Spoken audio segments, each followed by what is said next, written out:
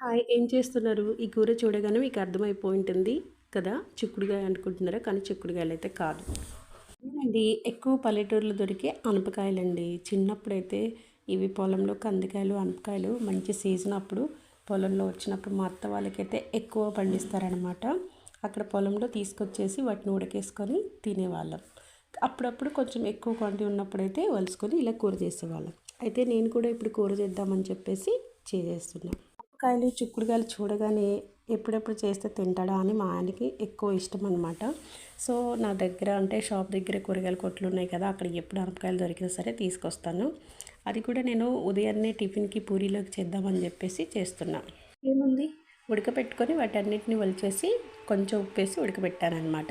ఇక దాని తర్వాత తాలింపు వేసేస్తున్నా. పోపు గింజలు ఇవన్నీ వేసేసుకొని పోపు వేసేసేయాలి. సో ఎందుకంటే చాలా టేస్టీగా ఉంటుంది. మనం ఉడకబెట్టిన తర్వాత ఆనప గింజలు ఉడకబెడతాం కదా, వాటర్ని వంచకూడదు అనమాట. సో ఇప్పుడు వాటిని పక్కన పెట్టేసుకొని తర్వాత మనం టమాటాలలో కొంచెం తెల్లబాయలు, అల్లము, ఉల్లిపాయలు వేసేసి మిక్సీ పట్టుకున్నాను. నాటు టమాటాలు కాబట్టి టేస్ట్ ఇంకా బాగుంటుందన్నమాట.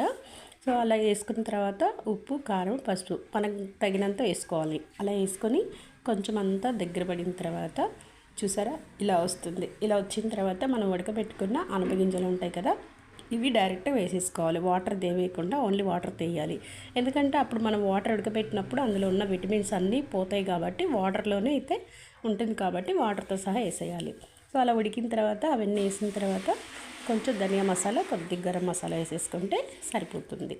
మీరు ఒకవేళ అల్లం వేయకపోతే లాస్ట్లో ధనియాల మసాలా దంచి ఎలా వేస్తామో రోట్లో దంచి అది లాస్ట్లో వేసుకుంటే సరిపోతుంది. బిర్యానీ టిఫిన్కి బాగుంటుందని చెప్పేసి రాత్రిపూట తెచ్చి ఫ్రిడ్జ్లో పెట్టేసి వలిచేసి ఇలా పూరీలోకి చేశాను. సూపర్గా ఉంది. వీడియో నచ్చితే లైక్ చేసి సబ్స్క్రైబ్ చేయండి.